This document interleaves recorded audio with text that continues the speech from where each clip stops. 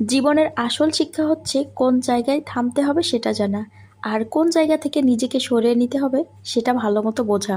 জীবন আমাদেরকে বোঝায় সব জায়গায় কথা বলতে নেই, কোথাও কোথাও চুপ থাকাই শক্তি, সবকিছু ধরে রাখাও ভুল, আবার কিছু ছেড়ে দেওয়াও শান্তি। হ্যালো এভরিওয়ান, আসসালামু আলাইকুম। কি অবস্থা সবার? আশা করছি সবাই ভালো আছেন, সুস্থ আছেন।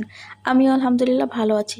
যেহেতু ঢাকাতে চলে আসবো, তাই ঢাকায় চলে আসার দিনে কিংবা আগের দিন কি করলাম, যাওয়ার সময় কি করলাম সেটা আপনাদের সঙ্গে শেয়ার করছি।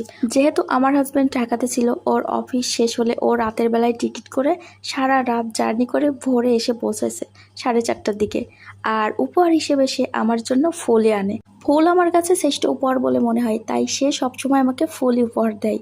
আর সে সারা রাত জার্নি করে এসেছে, এর জন্য মুখটা একদম শুকিয়ে গেছে। তো যাই হোক, সে ঘুমাচ্ছে আর সকাল সকাল আমি একটু রান্না বান্না করে নিচ্ছি। এখানে আমি রান্না করতেছি গরু মাংস, সব কিছু পাটায় বাটা মশলাই করতেছি।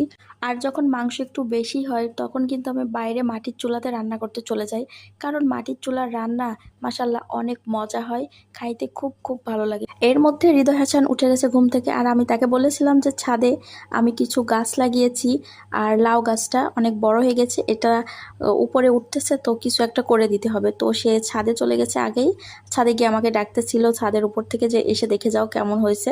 তো সে সুন্দর করে বুনন করে, এটাকে কি বলে, বান না টাল যাই হোক বলে যেটাই, সেটা করে দিচ্ছে। তো তার সাথে একটু দেখা করে এটা দেখে এসে তারপর আমি আবার নিচে চলে আসলাম চুলার কাছে। দেখলাম মাংসটা একটু কষা কষা হয়ে গেছে, তারপরে নতুন যে আলুটা সেটা দিয়ে দিলাম, মাংসটা রান্না হয়ে গেল। এরপর ভাবলাম যে একটু চিটা রুটি তৈরি করি, তো রুটিটা তৈরি করেছি। রান্না করে সব কিছু গোছাইতে আমাদের সময় হয়ে গেল বাসের, তো আমরা খুব তাড়াহুড়ো করে চলে এসেছি, এটার ভিডিও আর নেওয়া হয়নি। তো যেহেতু বাসে উঠলেই নাকি আমার বর হৃদয় হাসানের, তার নাকি এটা ওটা খাইতে ইচ্ছা করে, তো আমি একটু এই যে কি বলে এটাকে, ঝুরি ভাজা নাকি, এটা একটু খাইতেছিলাম, মুখের মধ্যে কেমন হচ্ছিল। আর তাকে আমি ভিডিও করতেছিলাম যে দেখেন, তার নাকি বাসে উঠলেই কি লাগে, ক্ষুধা লাগে, এরকম একটা কথা বলছিল। তো একের পর এক সে খেয়েই যাবে সারা রাস্তা বাচ্চাদের মতো। তো যাই হোক, তার সাথে মজা করে যাওয়া যায়। আর একা যখন যাই তখন আমার খুব বোরিং লাগে, ভালো লাগে না একদমই। তো আমরা বাসের মধ্যে টুকটাক এটা ওটা করতে করতে চলেই গেলাম।